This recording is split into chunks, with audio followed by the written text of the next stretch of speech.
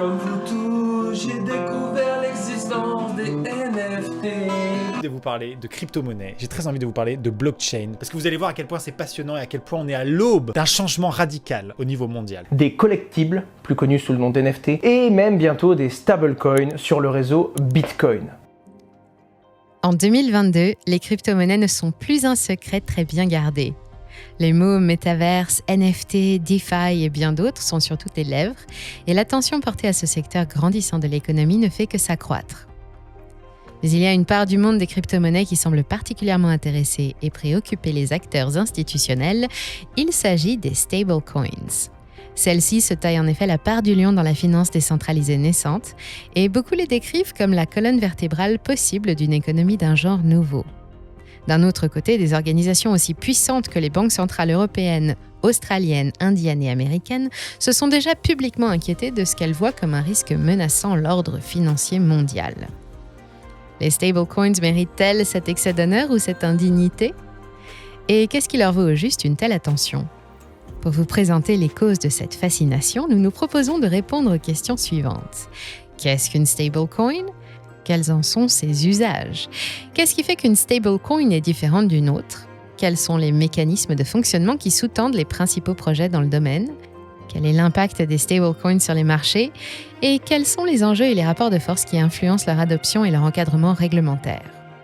Le programme est chargé, alors mieux vaut s'y mettre sans attendre. L'objectif de cette vidéo est d'établir un panorama qui vous permettra d'y voir plus clair et de mieux comprendre les enjeux technologiques et politiques entourant les stablecoins. Mais avant d'embarquer, prenez 2 secondes pour vous abonner à notre nouvelle chaîne Money Radar Crypto et inscrivez-vous à notre newsletter. Chaque semaine, vous aurez accès à de nombreuses infos exclusives, dont une présentation crypto sous les radars, ainsi qu'une action. Accrochez vos ceintures et bienvenue sur Money Radar.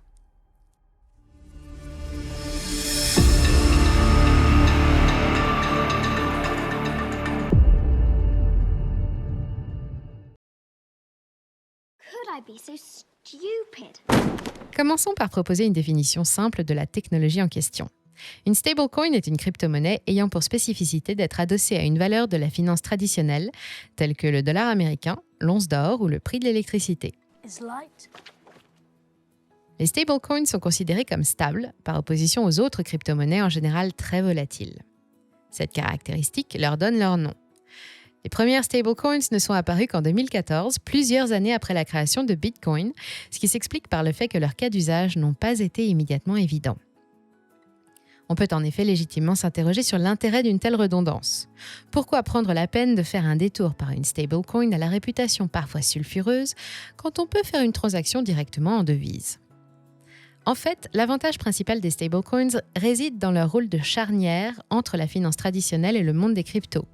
Elles créent des ponts entre ces deux écosystèmes qui bénéficient mutuellement de cette perméabilité. D'un côté, elles permettent d'ancrer les crypto-monnaies dans l'économie réelle. Ce processus opère selon 3 axes principaux. Premièrement, leur stabilité facilite l'achat et la vente de biens et de services, étant donné qu'il est très contraignant de devoir commercer dans une devise dont la valeur peut fluctuer drastiquement en quelques heures. I bought me some Bitcoin when it was just a dime. Elles permettent donc de se protéger de la volatilité inhérente aux cryptos.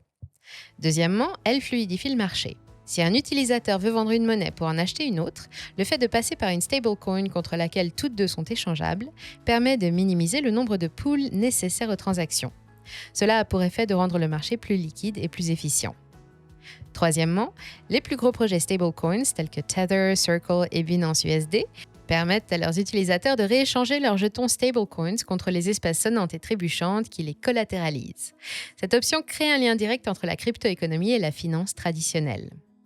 Voilà pour les intérêts que les stablecoins offrent aux acteurs du monde des crypto-monnaies. Passons maintenant aux avantages qu'elles offrent aux membres du système financier actuel. Les stablecoins donnent la possibilité à la finance traditionnelle d'interagir plus facilement avec l'écosystème crypto et notamment avec les outils de la finance décentralisée. La sécurité, la rapidité des transferts, ainsi que les différentes opportunités d'emprunt, de rendement et d'investissement offertes par la DeFi connaissent un franc succès auprès d'un nombre grandissant de banques et fonds d'investissement. C'est un terrain de jeu auquel les acteurs comme la Société Générale ou Goldman Sachs s'intéressent de près. D'autre part, du point de vue des investisseurs particuliers, qui ne peuvent en général pas s'offrir les services de professionnels de l'optimisation fiscale, les stablecoins offrent un avantage clair. Là où la vente d'une action ou d'une obligation, par exemple, crée un événement imposable et la nécessité du règlement de la taxe sur les plus-values, le fait de convertir une crypto-monnaie dans une autre ne crée pas une telle obligation.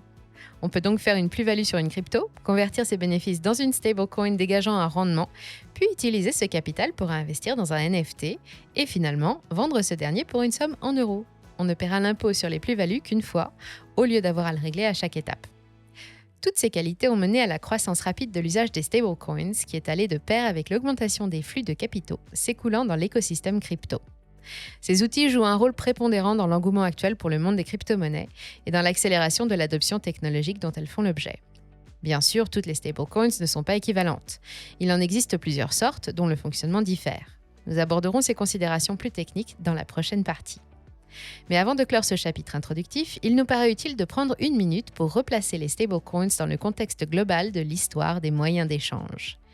Ce léger détour va nous permettre de comprendre en quoi les cryptos en général, et les stablecoins en particulier, représentent l'évolution la plus récente de la monnaie. Prenons les choses au commencement. L'homme est un animal social. Comme le décrit l'historien Yuval Noah Harari dans son best-seller Sapiens, la monnaie est la chose du monde la mieux partagée, dans le sens où il est beaucoup plus facile de trouver quelqu'un qui ne croit pas en Dieu que quelqu'un qui ne croit pas en la valeur de l'or ou du dollar. En d'autres termes, la monnaie est l'abstraction la plus consensuelle. Cette création intellectuelle nous permet de dépasser le niveau zéro du troc, où l'on s'échange directement des biens et des services ayant attrait à nos besoins et confère des avantages commerciaux évidents. Pour Harari, c'est cette capacité à l'abstraction qui sépare le plus clairement l'homme des autres animaux. La monnaie s'est manifestée au cours des siècles de multiples manières, et les transactions économiques de nos ancêtres ont eu pour support des objets aussi variés que les coquillages kaori, le shekel oriental, l'assignat révolutionnaire ou le fameux billet vert qui domine la finance mondiale, du moins jusqu'à aujourd'hui. Une monnaie digne de ce nom doit traditionnellement remplir 3 rôles. Elle doit être un moyen d'échange, une unité de compte et une réserve de valeur. Mais il serait incorrect de penser que toutes les monnaies ainsi définies sont semblables. Au contraire, il faut plutôt les voir comme des couches successives d'abstractions emboîtées les unes dans les autres, comme des poupées russes. Cette description vous laisse peut-être perplexe, et c'est pourquoi nous allons l'illustrer concrètement. Comme nous l'avons dit précédemment, utiliser un objet intermédiaire pour réaliser une transaction est une pratique vieille de milliers d'années, permettant de dépasser le troc. Les matières qui se sont imposées mondialement dans la conduite de ces échanges sont principalement des métaux précieux, et plus particulièrement l'or, en raison de sa rareté, de son aspect, de sa pérennité et de sa divisibilité. C'est ce que l'on appelle la monnaie de commodité, le premier niveau de l'abstraction monétaire qui repose sur l'acceptation commune de la valeur du moyen d'échange. Ouais, c'est du pognon. Ouais, c'est du pognon. Le niveau suivant consiste en la division de cette valeur en différentes unités. En simple, ce sont les pièces d'or et d'argent, les sesterces de l'Empire romain, les florins florentins ou les napoléons d'or impériaux. Cette division en pièces facilite le commerce en évitant aux parties de devoir peser, voire de fondre le métal pour réaliser chaque transaction. Malheureusement, elle rend aussi possible différentes formes de fraude. Par exemple, par une refonte, réduisant légèrement le poids d'une pièce ou en altérant sa pureté par l'utilisation d'un métal de moindre valeur. Ça, c'est des pièces, quoi. Il y a ma gueule dessus, voilà. C'est pas des vrais. C'est moi qui les fabrique. Comment? Vous vous foutez de moi? C'est bien fait, hein? Les billets de banque sont une forme plus abstraite de monnaie que l'on appelle la monnaie fiduciaire. La valeur faciale d'un billet est supérieure à la valeur intrinsèque du papier et de l'encre qui le constitue. L'utilisation d'un tel moyen de transaction repose sur la confiance de son utilisateur dans l'institution qui le délivre. Cette technologie présente l'avantage de faciliter grandement le transport et la traçabilité de la monnaie, mais elle ajoute au risque de contrefaçon la possibilité que l'institution, en garantissant la valeur, fasse défaut. Dans le domaine des monnaies fiduciaires, le dollar américain est un cas pratique intéressant. Jusqu'à la fin du système de Bretton Woods, le dollar était légalement convertible en or, c'est-à-dire que n'importe quel détenteur de cette monnaie avait le droit de l'échanger contre une quantité d'or auto-fixe de 35 $ par once. Le 15 août 1971 a marqué l'adoption du cours forcé aux États-Unis et la fin de cette équivalence. On passe donc d'une monnaie basée sur la confiance dans le fait qu'un État honorera son engagement de conversion à une monnaie basée sur la confiance seule que les États-Unis préserveront la valeur du dollar. La monnaie fiduciaire présente de nombreux avantages. Elle permet à ses utilisateurs de la transférer rapidement ou de contracter des prêts plus facilement. Et elle permet à l'organisme qui l'émet de la dissocier de la valeur sur laquelle elle est adossée pour en créer ex nihilo et ainsi de stimuler la croissance économique. Mais cette utilité ne doit pas faire oublier qu'utiliser une telle monnaie revient à signer un chèque en blanc et à donner aveuglément sa confiance à l'État qui l'émet. Revenons maintenant à nos stablecoins. Nous avons décrit la monnaie comme un ensemble d'abstractions successives, emboîtées les unes dans les autres comme des poupées gigognes, et proposons d'envisager les stablecoins comme la couche technologique la plus récente de la monnaie. Les principaux projets stablecoins sont en effet tous construits sur le système financier traditionnel et collatéralisent les jetons qu'ils mettent en circulation avec des réserves financières. Ces projets permettent d'accéder aux outils de la finance décentralisée, mais en contrepartie, leur utilisation implique de faire confiance aux organisations qui les gèrent, ce qui n'est pas anodin. En définitive, comme les autres couches de la monnaie, les stablecoins proposent un compromis à leurs utilisateurs. Plus d'utilité en échange de plus de confiance et de plus de risques. Quels sont les principaux projets stablecoins et comment fonctionnent-ils en pratique ? Y a pas de quoi en chier une galette. Mais parce que ça se passe chez moi. J'aimerais bien voir la tête que vous feriez s'il fabriquait des pièces de votre royaume à vous. Ah, la carmélide? Ouais, j'en ai aussi. Plus vrai que les vrais, tout le monde y voit que du feu.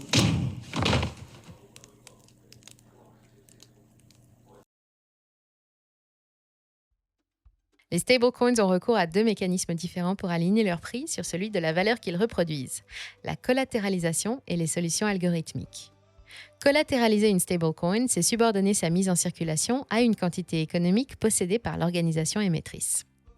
Par exemple, avoir 10 $ en coffre permettrait à une organisation de créer 10 jetons alignés sur le prix d'$1.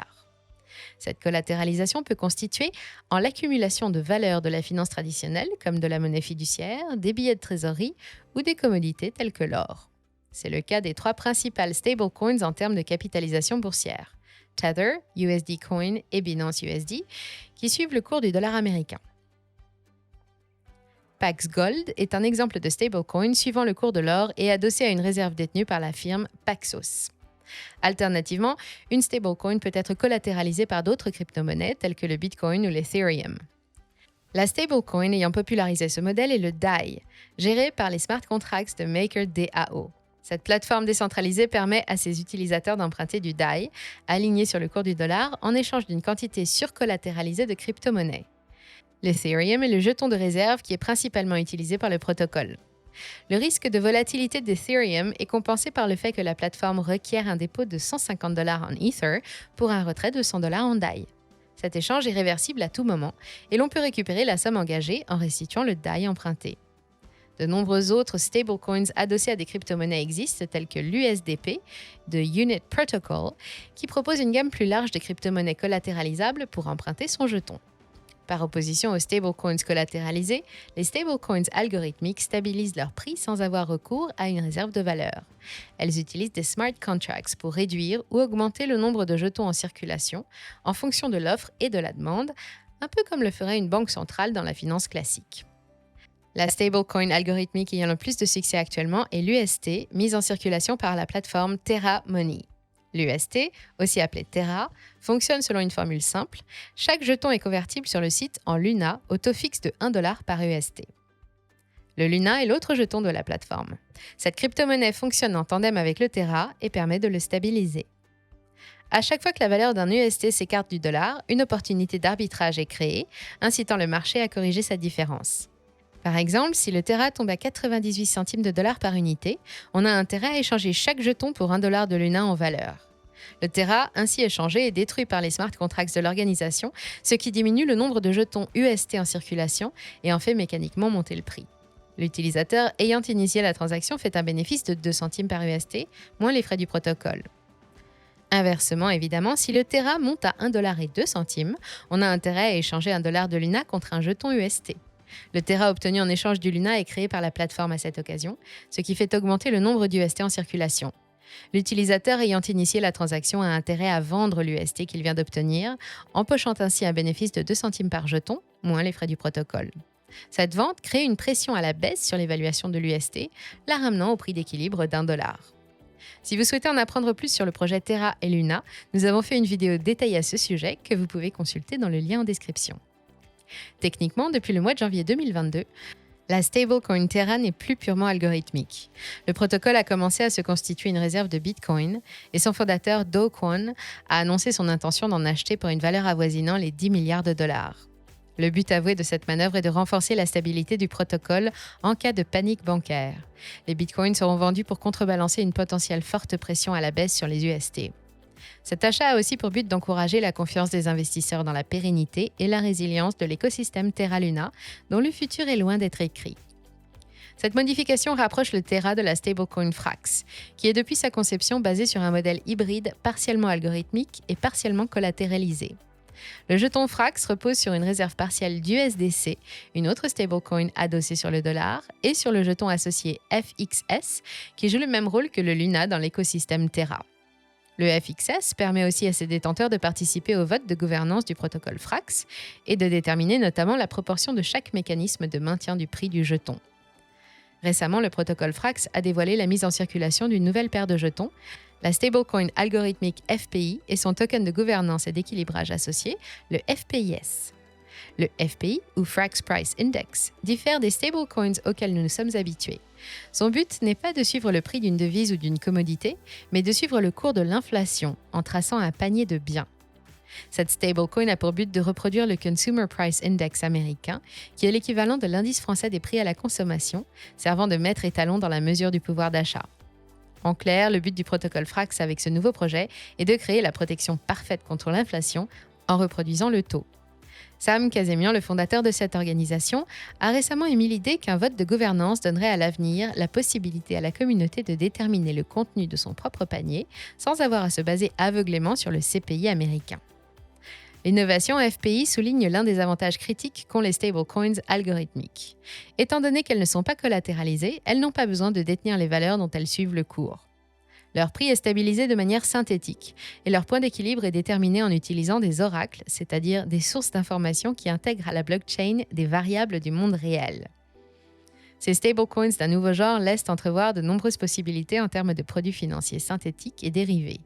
Elles sont innovantes non pas simplement parce qu'elles rendent possible la création de tels produits, mais parce qu'elles permettent de le faire de manière efficiente. En effet, les outils de création de produits dérivés blockchain tels que Synthetix ou UMA ont jusqu'ici reposé sur des mécanismes de surcollatéralisation. Par exemple, pour créer une action synthétique Tesla ayant un cours de 1 000 $, il est nécessaire de bloquer plusieurs milliers de dollars de collatéral. Cette solution est très contraignante car elle représente un coût d'opportunité pour l'utilisateur. Son capital bloqué pourrait générer des revenus s'il était disponible. L'usage de stablecoins algorithmiques permet d'atteindre le même résultat en évitant d'avoir recours à la surcollatéralisation et ouvre donc la voie à un usage optimisé du capital des utilisateurs. Les stablecoins, qu'elles soient algorithmiques ou collatéralisées, sont cependant loin d'être dépourvues de risques. Avant de détailler ces enjeux dans la partie suivante, nous allons vous présenter quelques autres projets stablecoins qui, à l'instar du FPI, présentent des intérêts du point de vue technologique. Ces jetons n'ont pas aujourd'hui une capitalisation boursière qui leur permettrait de rivaliser avec les géants USDT, USDC, BUSD ou EST, mais présagent l'évolution potentielle de l'écosystème et témoignent de sa vitalité. L'objectif de la stablecoin Ampleforth est de répliquer la valeur d'un dollar de manière algorithmique et décentralisée en usant d'une méthode différente de celle proposée par le protocole Terra. Les smart contracts de la plateforme, basés sur Ethereum, assurent la stabilité du jeton en utilisant un mécanisme appelé Rebase. Concrètement, si le prix d'un jeton AMPL passe en dessous du prix d'un dollar, le protocole augmente progressivement le nombre de jetons dans le portefeuille de chaque utilisateur afin que la valeur contenue dans ceux-ci reste la même. Inversement, si le prix d'un Ample dépasse le dollar, le nombre de jetons dans chaque wallet diminue. Le but est que l'évaluation du contenu d'un portefeuille donné ne change pas. Une personne achetant pour 100 $ d'Ample aura 100 $ de valeur dans son wallet, bien que la quantité exacte de jetons en sa possession, elle, puisse changer.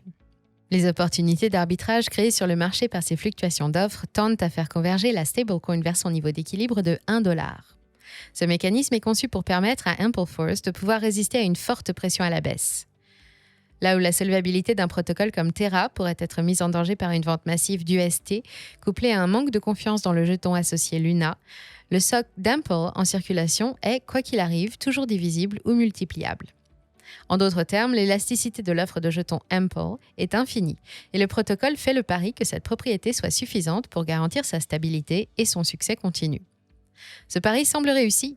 Depuis son lancement en 2019, le Progrès a globalement gardé son alignement sur le dollar, bien que les fluctuations de son prix aient été plus larges que celles de la plupart des autres stablecoins en circulation. On peut dire que le protocole Ampleforth est une belle illustration des possibilités de réimagination du système financier offertes par les crypto-monnaies. Ample est une commodité synthétique dont le fonctionnement est basé sur la manipulation d'une variable qu'il est difficile d'influencer dans le monde physique. Cette stablecoin reste cependant avant tout une expérimentation économique intéressante et doit être traitée avec la prudence requise pour l'usage de toute crypto-monnaie à faible capitalisation. Of money. This changes everything. La plateforme Alchemix permet à ses utilisateurs de déposer du DAI pour récupérer une quantité supérieure de leur stablecoin alignée sur le dollar, l'ALUSD. Cette transaction est rendue possible par le fait que le collatéral déposé soit bloqué et génère des intérêts pour la plateforme jusqu'à ce que la valeur d'ALUSD empruntée soit remboursée. Autrement dit, on fait un emprunt adossé à la capacité du collatéral à générer des bénéfices futurs à travers les outils de la DeFi. Prenons un exemple concret. Un utilisateur se rend sur la plateforme Alchemix et dépose 100 DAI dans le protocole. Il en retire 110 à l'USD, dont il lui est ensuite possible de disposer comme bon lui semble. Après la durée nécessaire à l'accumulation de 10% de gains par la plateforme sur le capital de départ, l'utilisateur peut récupérer ses 100 DAI en échange de 100 à l'USD. Tout compte fait, l'utilisateur, en payant les frais du protocole et en attendant la durée prédéfinie, a reçu une avance sur la capacité de ses stablecoins à générer un bénéfice.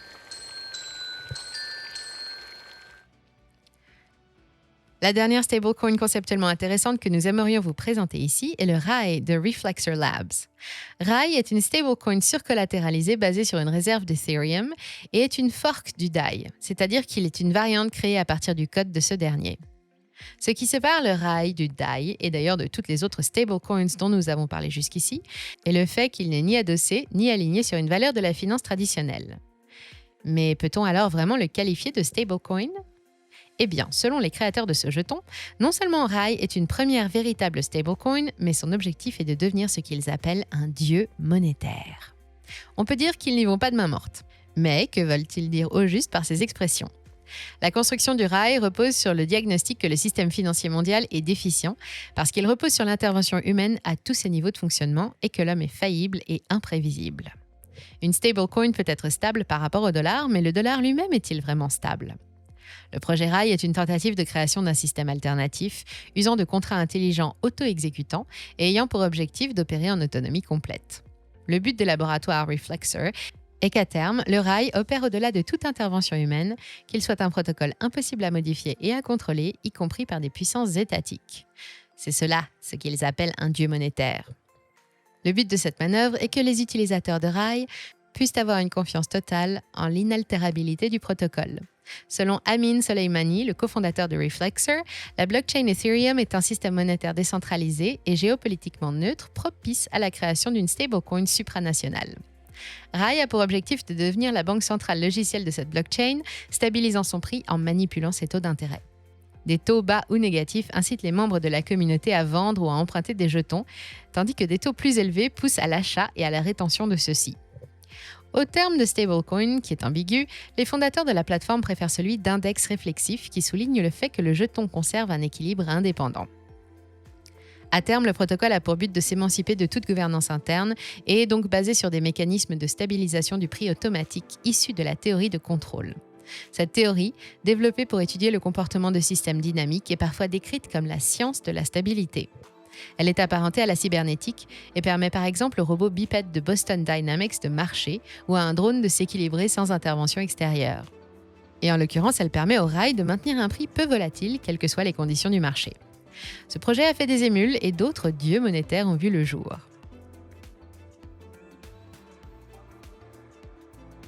De manière plus générale, depuis 8 ans, des milliers de projets stablecoins ont été lancés. Et les quelques exemples que nous venons de vous présenter ont pour but de vous montrer qu'on a ici affaire à un écosystème florissant où les idées ne manquent pas. Il est cependant important de garder à l'esprit que la valorisation totale des stablecoins est très majoritairement concentrée dans un petit nombre de projets. En avril 2022, la capitalisation boursière totale du secteur est estimée à 186 milliards de dollars et les 5 jetons principaux, USDT, USDC, BUSD, UST et DAI, représentent à eux seuls plus de 95% de cette valorisation. Cette répartition extrême s'explique par l'importance des effets de réseau à l'œuvre dans l'écosystème crypto au sens large. La finance décentralisée a besoin de beaucoup de liquidités pour fonctionner de manière fluide, ce qui favorise les projets à forte capitalisation. C'est ce que l'on appelle un winner takes all market, un marché hyper compétitif où une poignée de gagnants rafle la quasi-totalité de la mise. Si vous vous demandiez pourquoi l'écrasante majorité des stablecoins étaient alignés sur le cours du dollar et non pas celui du yuan, de la roupie ou de l'euro, vous avez ici un élément de réponse. On peut aussi citer les risques réglementaires, les taux d'intérêt incitatifs sur les emprunts en dollars et le fait que la devise américaine soit une monnaie de réserve pour tenter d'expliquer cette asymétrie. Quoi qu'il en soit, le constat ne fait pas de doute. Le projet stablecoin euro le plus imposant en avril 2022 est le Stasis Euro, dont le code mnémonique est EURS. Un véritable gouffre le sépare de l'USDT, dont la capitalisation totale est environ 610 fois plus importante. Bien. Maintenant que vous avez une idée générale du rôle et des différentes méthodes de fonctionnement des stablecoins, il est temps de nous pencher sur les risques qui y sont associés. Commençons par parler des stablecoins collatéralisés. Il en existe des dizaines, mais nous allons nous concentrer sur les 3 plus imposantes que nous vous avons déjà présentées: USDT, USDC et BUSD. Le concept est simple.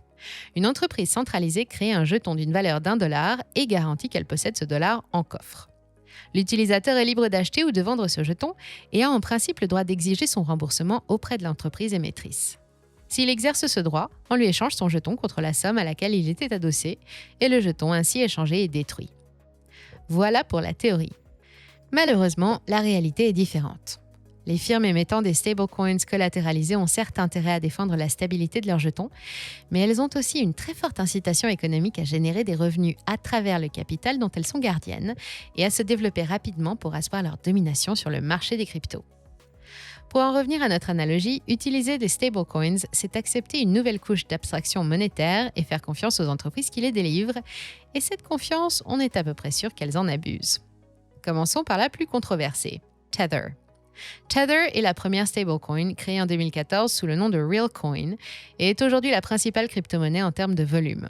C'est celle qui s'échange le plus. Bien qu'elle domine l'écosystème crypto, sa réputation est exécrable.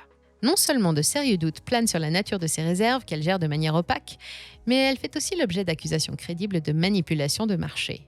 Les révélations des Paradise Papers en novembre 2017 ont permis de lier l'entreprise hongkongaise Tether LLC à l'échange Bitfinex, hébergé dans les îles Vierges britanniques et géré par la même maison mère.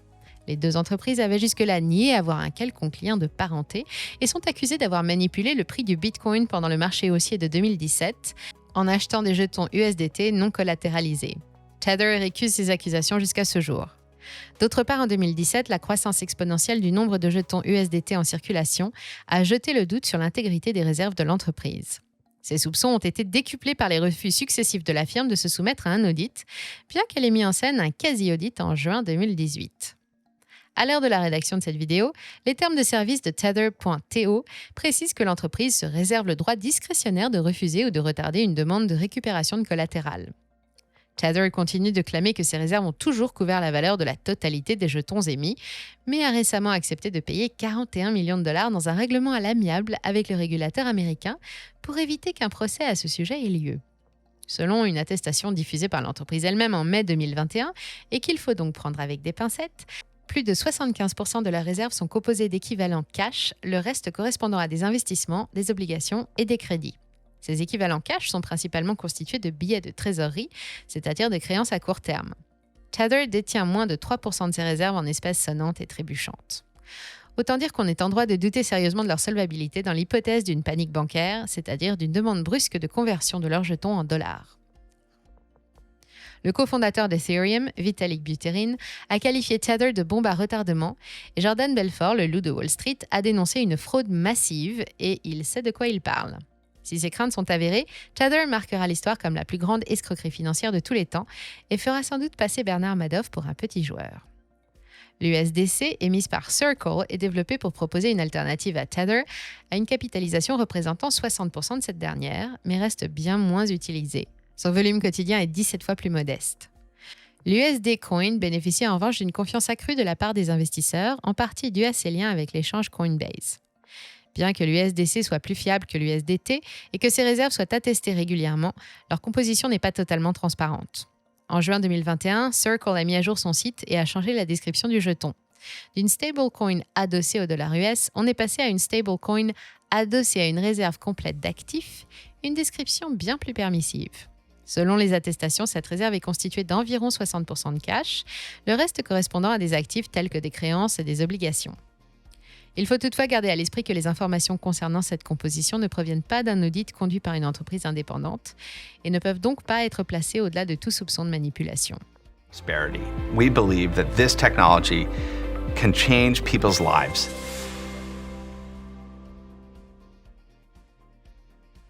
La stablecoin BUSD, enfin, est la troisième stablecoin par capitalisation boursière. Développée par l'échange Binance en collaboration avec le trust new-yorkais Paxos, elle respecte la législation en vigueur et se conforme à ses exigences de transparence selon le site d'information The Block Crypto. Ces réserves, auditées mensuellement, sont composées à 96% de cash et d'actifs très liquides et à 4% de bons du Trésor américain. Bien qu'elle soit en croissance rapide, sa capitalisation ne représente que 21,4% de celle de Tether et un tiers de celle du USDC. Son volume quotidien, en revanche, est aux alentours de 7% de celui de Tether, ce qui la place devant USDC, dont le volume en représente environ 6%. Depuis 2017, on assiste à une réduction progressive du monopole de Tether sur le marché des stablecoins, mais sa domination est toujours majeure. L'USDT a un rôle central dans la finance décentralisée sur toutes les blockchains et son remplacement ne peut être que progressif. La disparition de ce jeton est souhaitable au vu des pratiques de l'entreprise qui l'émet et renforcera sans doute la confiance des investisseurs particuliers et institutionnels dans l'écosystème des crypto-monnaies. Les stablecoins algorithmiques que nous vous avons présentés un peu plus tôt ne sont pas exemptes de risques, bien qu'ils soient d'une nature différente de ceux qui sont associés aux stablecoins collatéralisés. La nature de la réserve n'entre pas en question, puisque par définition, les stablecoins algorithmiques n'en ont pas. Et dans le cas de projets hybrides tels que Frax ou Terra, les wallets contenant le collatéral sont consultables directement sur la blockchain en toute transparence. La menace principale qui plane au-dessus de ce type de protocole est la perte de l'alignement entre le prix du jeton stable et celui de la valeur reproduite. Un tel dysfonctionnement peut être le produit d'un défaut algorithmique, d'une perte de confiance dans les jetons du protocole ou de problèmes liés à l'oracle transmettant les prix de la valeur suivie. Prenons l'exemple concret de la plateforme Iron Finance et de la panique bancaire dont sa stablecoin a fait les frais. La stablecoin Iron est partiellement collatéralisée par un jeton d'équilibrage émis par le protocole nommé Titan. En juin 2021, après une ascension rapide, le jeton a perdu sa valeur très rapidement lors d'un événement de vente brutal. Le fonctionnement de celui-ci est similaire à celui de Luna dans l'écosystème Terra, c'est-à-dire qu'un utilisateur peut utiliser le protocole pour détruire du Titan afin de créer des jetons Iron et vice-versa. La chute soudaine de la valeur du Titan a eu pour conséquence de faire passer la stablecoin Iron légèrement sous le prix du dollar. Ce changement de prix a incité à son tour les utilisateurs à utiliser le protocole pour détruire leur Iron d'une valeur inférieure à $1 afin de récupérer le collatéral, constitué de 75 centimes en USDC et de 25 centimes en Titan, émis par le protocole à l'occasion de cette rédemption. En temps normal, une telle manœuvre aurait dû permettre la stabilisation du prix de l'Iron. Le nombre de stablecoins en circulation aurait diminué en faisant remonter le prix et en incitant ainsi le marché en direction inverse en poussant les utilisateurs à échanger leur Titan contre leur nouveau jeton Iron. Mais en pratique, le fait que le Titan chute aussi rapidement a mené à une perte de confiance des investisseurs qui ont commencé à se débarrasser de leurs jetons Titan et Iron aussi vite que possible. Ce comportement a initié un cercle vicieux poussant le prix du Titan vers zéro.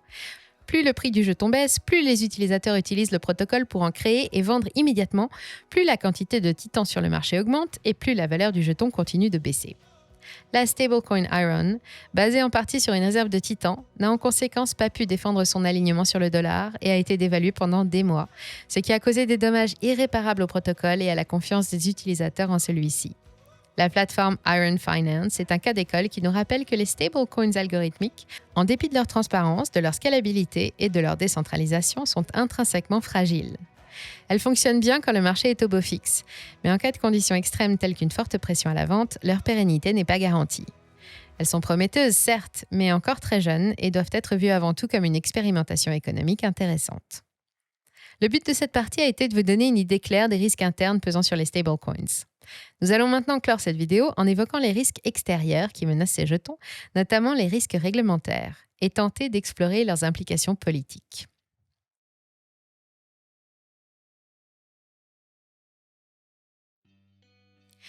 Nous nous sommes jusqu'ici concentrés sur l'aspect purement économique des stablecoins, mais il va sans dire que les implications politiques d'une telle innovation sont nombreuses. Le contrôle de la monnaie est traditionnellement une prérogative des gouvernements, et dans l'ensemble, ceux-ci ne voient pas d'un bon œil l'émergence de moyens de transaction concurrents. L'idée qu'on puisse utiliser cette technologie comme arme financière est déjà plus que théorique. Au Myanmar, les membres du gouvernement d'unité nationale renversé en février 2021 par un coup d'État militaire ont décidé de hisser l'USDT au rang de monnaie officielle. Le but de cette manœuvre est de déstabiliser le régime au pouvoir en incitant à la désobéissance civile, au boycott et à l'évasion fiscale. Plus récemment, Christine Lagarde, la présidente de la Banque centrale européenne, a critiqué l'usage présumé par les oligarques russes de crypto et de stablecoins pour contourner les sanctions infligées à la Russie en réponse à l'invasion de l'Ukraine. Les conséquences ne se sont pas fait attendre. Le groupe d'action financière, mandaté par le G7 et conçu pour lutter contre la fraude fiscale internationale, a récemment tourné son attention vers les stablecoins, appelant à une réglementation stricte en la matière. Depuis plusieurs mois, celle-ci se trouve en effet au cœur d'âpres débats réglementaires, que ce soit aux États-Unis ou en Europe. Le contrôle strict d'entités peu recommandables comme Tether peut sembler bienvenu, mais contrairement aux déclarations de la Securities and Exchange Commission américaine ou à celles des institutions de l'Union européenne, il est loin d'être évident que le but des organisations de régulation soit de protéger les investisseurs particuliers. L'actuel président de l'organisme de contrôle des marchés financiers américains, Gary Gensler, avait jusque récemment une bonne réputation dans les cercles crypto et sa nomination par Joe Biden avait été reçue comme une bonne nouvelle en avril 2021. Cette bienveillance était liée au fait que Gary Gensler, contrairement à beaucoup de ses pairs, connaît bien les cryptos. Il a en effet dispensé un cours au MIT intitulé Blockchain et monnaie en 2018.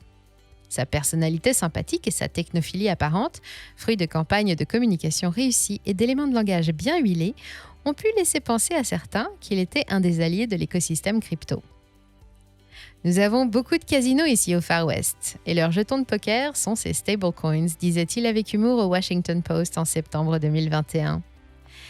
Mais l'image sympathique de Gary Gensler s'est progressivement fissurée depuis qu'il est à la tête de la SEC, et sa duplicité a été dénoncée par Ryan Selkis, le fondateur de la firme d'analyse blockchain Messari, qui n'a pas hésité à le qualifier de menteur et d'escroc.